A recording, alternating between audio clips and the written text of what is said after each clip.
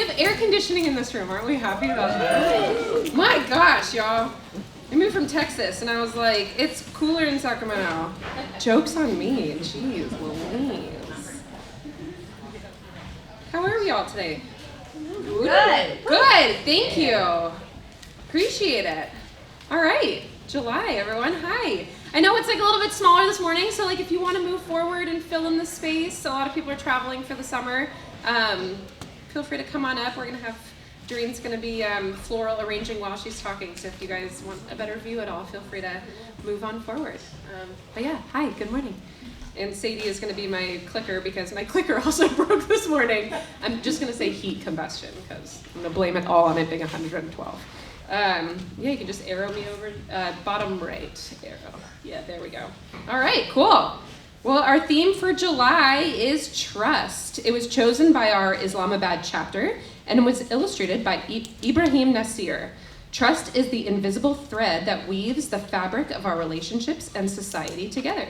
But in turbulent times, doubt can unravel our strengths. So go with your gut. Put your trust in a higher power, in our institutions, and in karma.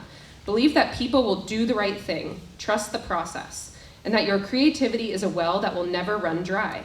When we trust each other, we feel safe to share ideas, give feedback, and take risks. It requires vulnerability and a willingness to be open to the possibility of disappointment or betrayal. So trust is not purely belief or faith, it is an active choice. Trust is a gift, it must be given before it can be earned. Very deep this morning.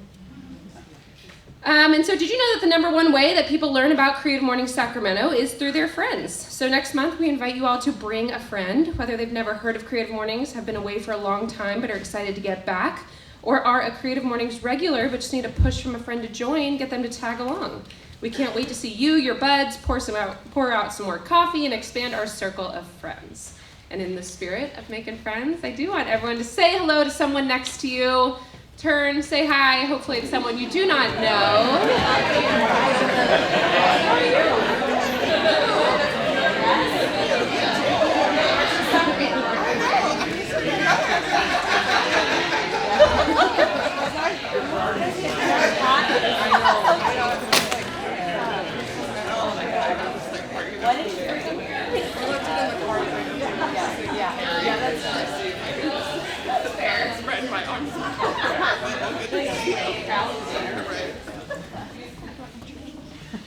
Awesome. And as always, a huge thank you to our volunteer team, especially with me waddling around like a little penguin. I appreciate everyone that came and set up this morning. Thank you so, so, so much. Appreciate all of you. And a special thanks to our team that we have, our constants. We have a new photographer this month. Fong is in the back, so thank you so much. Give him a follow. And then we have Rachel and David, as always, so appreciate y'all. Thank you. And if you ever want to volunteer, please send me an email. We could use all the help we could get. So yeah, shoot it on over. Our local partners, of course, the Clara for this beautiful space, as always. Diana being amazing, helping us out here. Seasons Coffee, located inside of the Clara, and I need to give an extra special shout out to Greg at Seasons. He's like my fairy godfather. This month we did not have a food sponsor, and he purchased the pastries and donated them himself. So thank you, Seasons, Greg. Please go support Greg and the coffee shop inside the Clara if you have a chance. And then the food co-op, we have amazing fruit, and there is a floral bouquet by them in the back, but the other ones are provided by Doreen. So I think Rachel's modeling back there, our floral display, if you want to check it out. So thank you to our sponsors. And this is really exciting because if you want to sponsor or if you know someone who may want to and get their name out, we have officially filed to be a 501c3, which is really, really, really awesome. And like, that's kind of all in thanks to Adobe because it costs a lot of money to become a nonprofit, which is just like, I don't know, ironic in my opinion. But Adobe really helped us get to a place where we can now file for this. And so if it helps you, your business, anyone you know that might be interested in becoming a sponsor, please shoot us an email and help us out. That would be amazing. All right. Creative Mornings is currently in 238 chapters or cities in 69 countries worldwide. 27,000 morning people attend a Creative Mornings talk every month. Our events are and always will be free, mostly in part to all of our sponsors, so thanks. All right, now this is super fun. I'm leaving, everyone, for like 3 months. I'm out, see ya. But we have amazing co-host stepping in. Sadie is right here up front being my coacher for the morning. So Sadie Reich, she'll be your host for August, September, potentially October if I feel like just sitting on my couch even longer. You may know her in the fitness community as a spin instructor at Team Ride, where she's been teaching for 9 years. But she's also an event producer and designer and works on editorial and brand content, shoots as an art director, set decorator, and prop stylist. If you want to see some of her work or chat about how y'all can talk together, you can head to her website. And when she's not building, painting, or sewing something for client shoots or her many at-home DIY projects, she's either hiking, training for a triathlon, which she just finished one, talked to her about it, or sipping wine with her friends at Betty Wine Bar in Sackyard. And she's usually talking about all of it on Instagram, so you can go pop over, say hi, give her a follow. But overall, thank you, Sadie, for taking over for me. I really appreciate you, and she'll be your MC for the next couple months. So thank you, Sadie. You're welcome. All right, and then we'll kick off with our manifesto, and then Doreen, the floor is yours. You can go to the next. Sorry. No, you're good. The Creative Mornings Manifesto sets the tone for our events and shines a light on our values here at Creative Mornings. So, to get us off, everyone is creative. A creative life requires bravery and action, honesty, and hard work. We are here to support you, celebrate with you, and encourage you to make the things that you love. We believe in the power of community. We believe in giving a damn. We believe in face-to-face connections and learning from others in hugs and high fives. We bring people together who are driven by passion and purpose, confident that they will inspire one another and inspire change in neighborhoods and cities around the world. Everyone is welcome. And with that, I'm going to bring up Doreen. Come on up.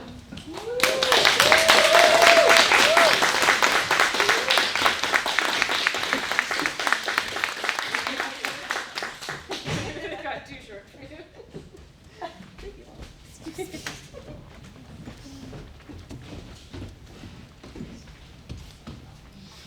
Hi. Good morning. Thank you guys so much for rolling out of bed just for me. I appreciate it so much. I would like to just first address the elephant in the room. I did break a nail. I know you guys can see it.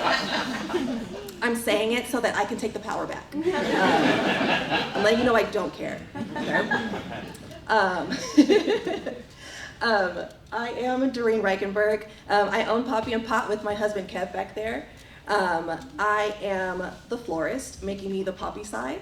Kev is the potter, making him the pot side. And by pot, I mean pottery. It is a common misconception, but we are not a dispensary. We get it so often that we had to put it on our website. But we own a flower and ceramic shop in Curtis Park.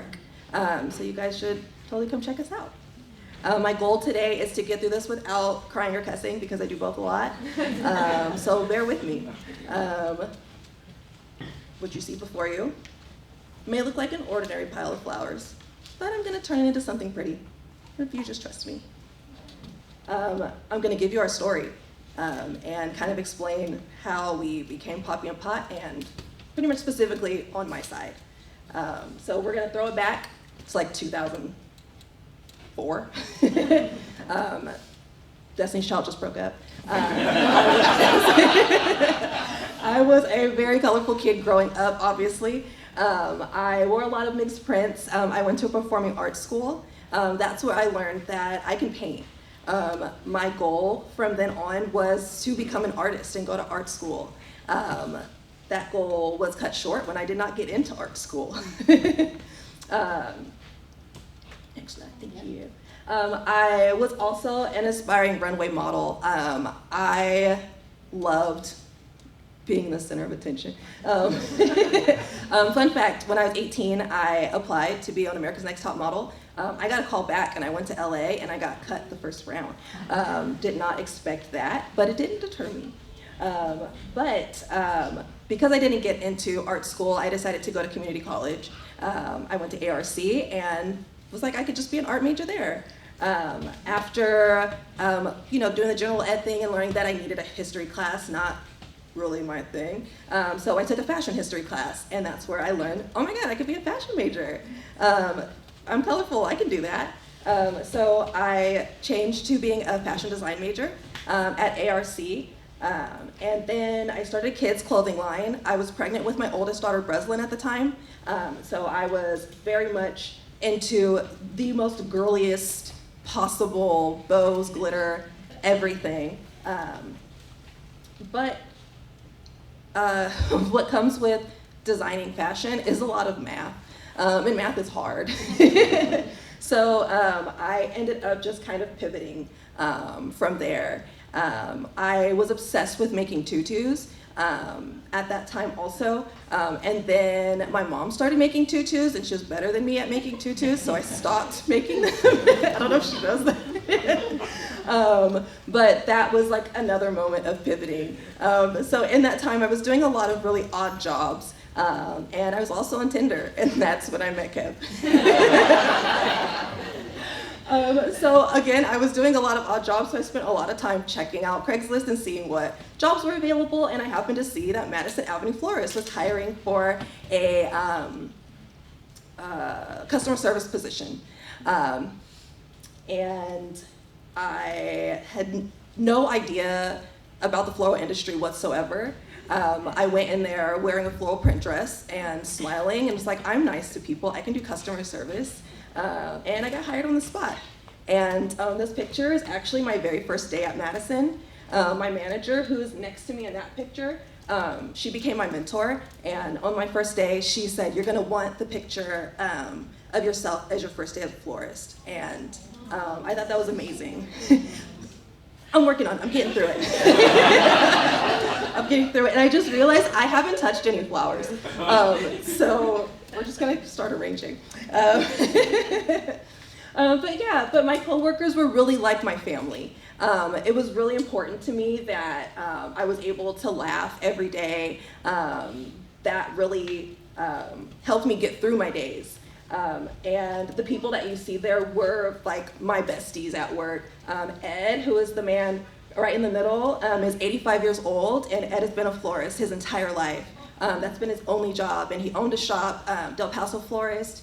Afsana next to him is from Armenia and taught me all about European styles. And my mentor, Lisa, is obviously my mentor, but she ran a wedding business, so she helped me a lot there. So just a little timeline catch up. So at this time, Kev actually proposed in 2018. So I started in 2016 at Madison, and it's really stressful. People think that the floral industry is just like you're playing in flowers, but it's actually a really stressful job, especially when it comes to weddings and holidays. Kev had no idea that he actually was proposing the week of Mother's Day, and I got through that week like I was on cloud 9 the whole week. And then we got married in 2019. Also pretty strategic was in March because we needed to get married at a time that I could leave the shop and be gone because we went to Thailand for our honeymoon. So we got married in March, and it's great because we're able to celebrate our anniversary every year because it's not a busy time in the floral industry. And Kev was also very encouraging of me to start my own business. I started doing weddings at Madison, and while I was doing the weddings, I started noticing the difference in how much I was getting paid versus how much the shop was getting paid. No shade to the shop, that's business, but I was just an employee, and I started noticing like, okay, I know math is hard, but that math wasn't mathing. So I decided maybe I should start my own business. So I started doing small flower pop-ups as Daisy had florals. That's when I just decided like, okay, I think I want to do this. I took that huge leap and quit my job. I quit the shop, and that was in December of 2019. I didn't realize that when you decide to work for yourself, you're literally by yourself. I relied a lot on having a work family, and I went from having a work family and laughing and talking all day long to now just being at home by myself. And I got pretty depressed from that. At the same time, the pandemic hit. So all of my weddings that had booked for that year had all canceled. So it was like that leap was like, oh God, what am I gonna do? And then we found out we were pregnant with my youngest daughter, Willow, also in that craziness. But on top of that, my name was starting to get out there. Through the pandemic, a lot of people started supporting small businesses. And with the death of George Floyd, people started supporting a lot of Black-owned small businesses. So they were starting to hear Daisy Head, and that felt good. So also through the pandemic, we're at home spending a lot of time scrolling. Kev became obsessed with watching pottery videos. So I surprised him with a class for our anniversary. And this was the class that we took. And he loved it so much. And the day that, when we were taking the class, he looked over at my pot and he goes, can I just say it feels really good to finally be better at something than you are? You're welcome. So that weekend, Kev bought a pottery wheel and became completely obsessed with it. And in that time, he learned that he loved making vases. So it really just made too much sense for us to do something together. So we were like, okay, let's do an Instagram story. So Kev made like some small vases. I made dried arrangements to go in them, and we sold out. That was all we needed. We did that one Instagram story sale, and we were like, it's time to trust each other and put our marriage to the ultimate test, and we're gonna go into business together. So our goal was to find a space that we could manufacture.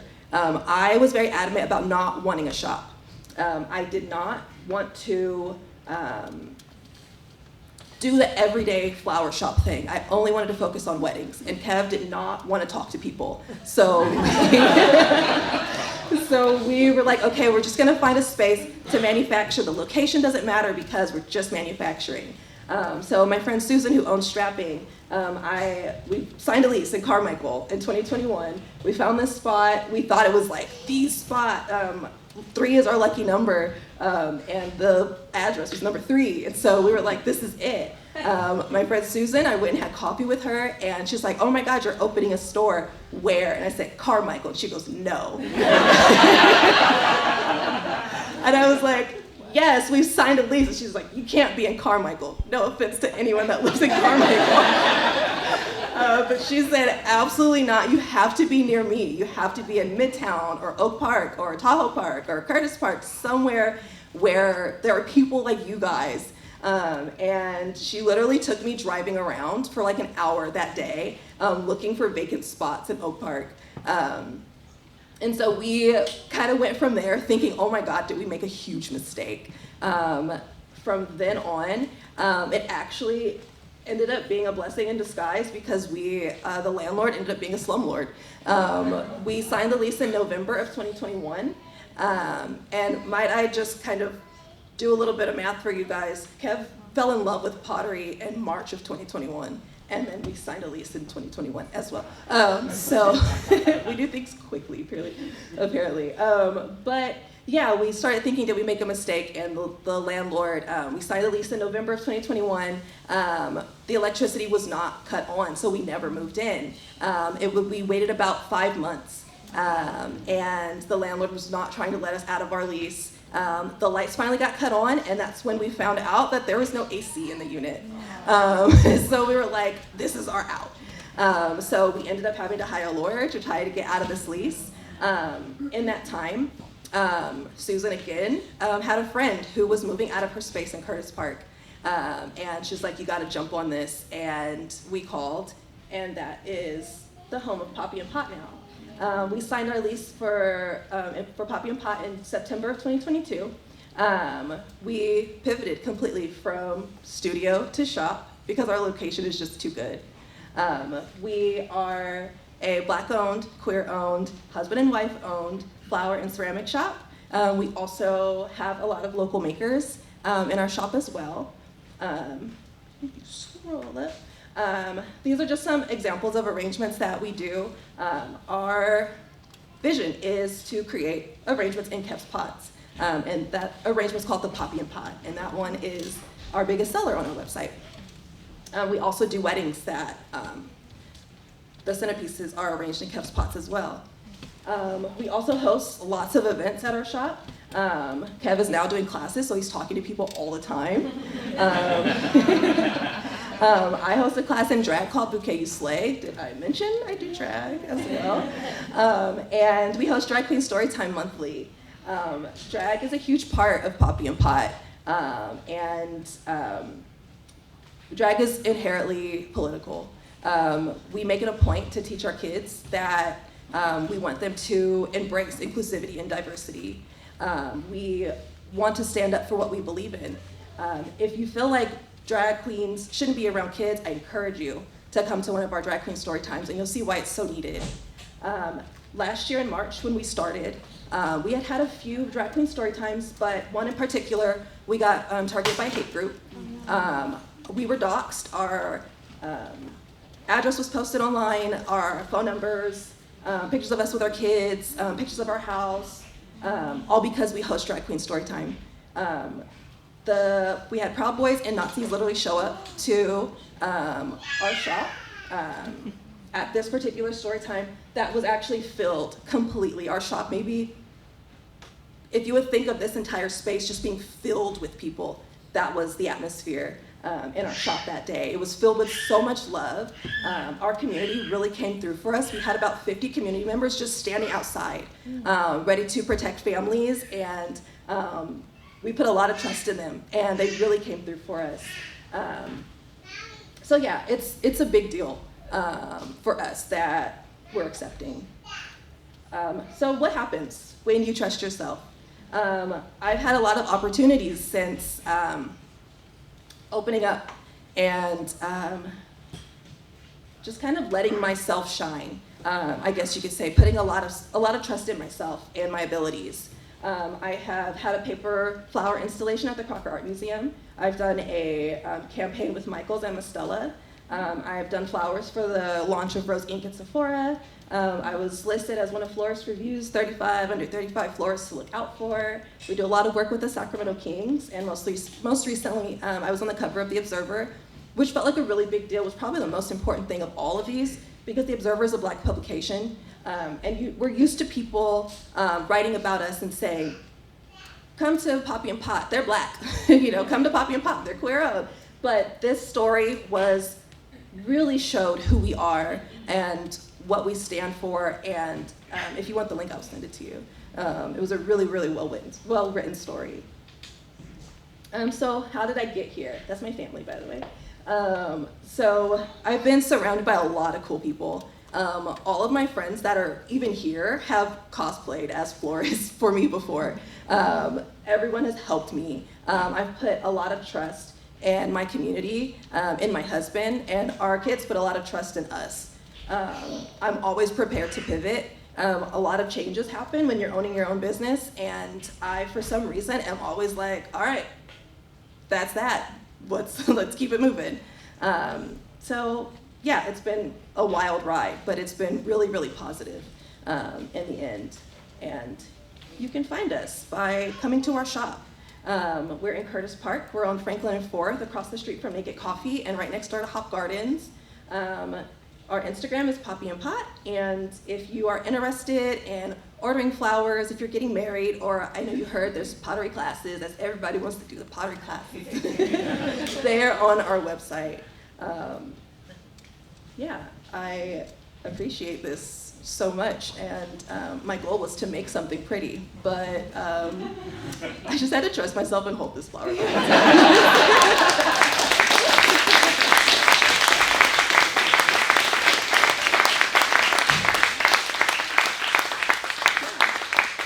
Thank you guys so much for being here. It means the world to me.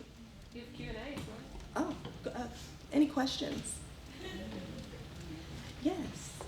Can you tell us a little bit more about your going from fashion to flowers in, like, I'll just say, I used to work in a flower shop, Uh-huh. and whenever I put flowers together, it looked like somebody much younger than me put flowers together. So can you tell me more about how you learned how to actually make something from a pile of flowers to something even more beautiful? Yes. So like I said, that family of coworkers, everyone that was there really had a hand in teaching me what to do and how to do it.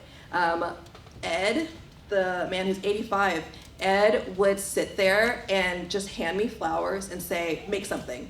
And it would scare the crap out of me because I didn't know what I was doing. It's a lot more intimidating than it looks. I thought I would just like put some flowers in a vase. But Ed is a lot older than all the rest of us at the shop. Although his style has not changed. Ed is like, this is what we do. But he's got the mechanics. He has got the base. He knows how to create something. And that's how I learned that from watching Ed, from watching Afsana, and just taking little bits and kind of turning it into my own style. Like I said, I love a lot of color, so my brand is very colorful. I make sure that I include like disco balls and ribbons and glitter and all the fun stuff, and I think that it kind of still goes back to like when I was fashion designing. I was very much like, how do I make this as girly as possible? So yeah, I hope I answered your question. I don't know. Yes. Very important question. What is your favorite flower? Gerbera daisies, yes. They're a reason why I felt so comfortable just holding this one the whole time. Your security flower. My security, literally. Yes. What would you say your role in the community has developed into, not just visually, but spiritually, for lack of a better term? Ooh, that's deep. You know, when we first started hosting Drag Queen Storytime, we got kind of nervous, not politically, but I didn't want people to think that we were a kid's store. I didn't want that to turn into our identity. But I had to embrace the fact that drag is a huge part of me. Like I said, I do drag as well, Mumsy Stems. Of course, it's flower related. But I think that we just kind of play a part as a safe space. People know that when you walk into our store that they're accepted, that they're welcome. It's very obvious. I had someone back here actually just pull me aside and tell me that just looking at our website, she felt embraced. And that is what we've always wanted to get across. So I think that's probably the part that I'm playing. Beautiful. Thank you. Yes. When you buy a packet of flowers and it has the food in it, does that do anything?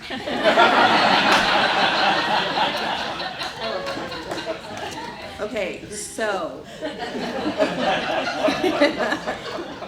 Okay, I am probably gonna get canceled for this, but I do not use flower food. I have it. People are so used to getting it. So when they ask for it, I give them the packet because it's what they know, and I'm not gonna be like, actually, you know. But literally the trick to keeping your flowers alive, clipping the stems, fresh water, keeping the greens out of the water, that's what's adding bacteria, and just doing that repeatedly. That is what's going to give you long-lasting flowers. You heard it here first. Yes. Does it actually work to put your flowers in hot water? Yes, it does. Actually, it works to what's the word? Not preserve, but open them up. Yeah, kind of perk things back up. And again, it also has to do with clipping the stems and water going up through those stems. So the temperature of water, the temperature of water doesn't really matter. But a lot of times, if like in the wedding industry, we need roses to open, we need gladiolas to open, we need all those big, pretty open flowers because they're meant to last for the day. So our goal is to how can we open them faster? So a lot of times we'll put them in warm water. We'll even put them in water and put them outside to get them to open faster.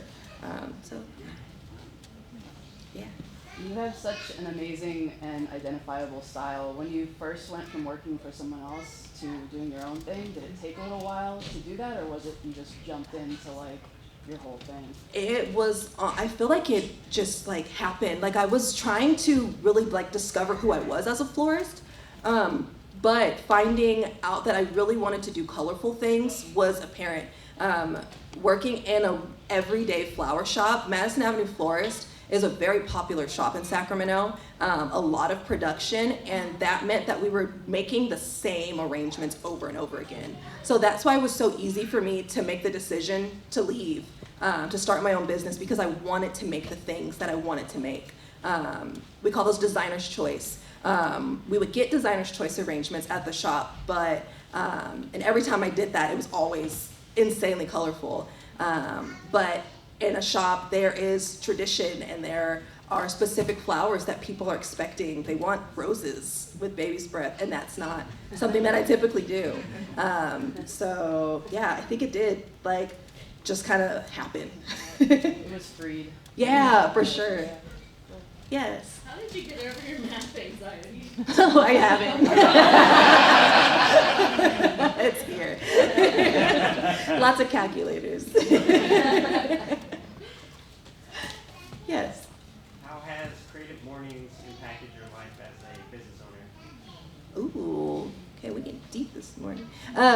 So Creative Mornings has been like a really amazing tool of meeting new people. I actually made a friend here, my friend Tracy, who I don't see her here today, but I sat next to her, like literally where it's like, bring a friend, make a friend, like we literally just sat next to each other at one of the Creative Mornings, like before the pandemic, and we hit it off, found out we had a ton in common, went and got coffee, and like now our families get together, and it's really cool, and today's her birthday, so I thought she would be here, so I could have shouted her out. But yeah, it's an amazing tool for networking. I think that networking is so important, although I kind of like hate the word networking. I like just interacting and connecting. I think that's like pretty much what we're doing here. And being able to be in a space full of creative people also is so refreshing. So yeah, I think that's how it's helped, just the connecting part, and yeah. Yes. I'm sure for like weddings and stuff, there's a lot of trust that goes into that for Yes. the arrangements and things. Do you have like a marketing strategy to promote yourself for those types of things, or is it word of mouth, or how are you? So it's funny because we book a lot of our weddings through Instagram.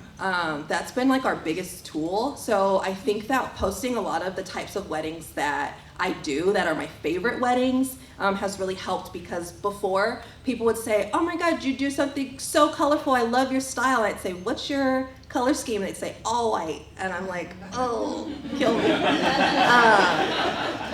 But I'm starting to book more and more colorful clients and couples, and it's been really awesome. And I think it's just a matter of people seeing what we do, people sharing with their friends, or being in the weddings of people who have been clients of ours. Yes. You seem like you have a lot of different interests, especially given sort of your like non-linear career path to floral design. Like, how do you stay focused on what performance is this? That's a work in progress. Focus is not my middle name. Yeah, it's hard because I juggle a lot between like being a business owner but also like wanting to be social and doing drag and being a mom and being a wife, and I wear a lot of hats. But I think taking naps helps with that focus. I am team nap all the way. But yeah, but actually like staying focused on one particular thing, I am still working on that. So if anyone has any tips before I medicate myself, that would be great. Last question. To put more things out there for you, but I know you do classes, pottery classes. Do you have any plans to do floral arrangement classes? Yeah, so we teach a floral arranging class. I teach it in drag called Bouquet Slay. It's really cute. I teach it with my friend Serpentina, and everyone comes. You don't have to come in drag. We're in drag. And it's really fun. We have cocktails, we arrange flowers, you actually make something. And I show you how to do it. But yeah, we do. Okay. Yeah, Thanks. thank you.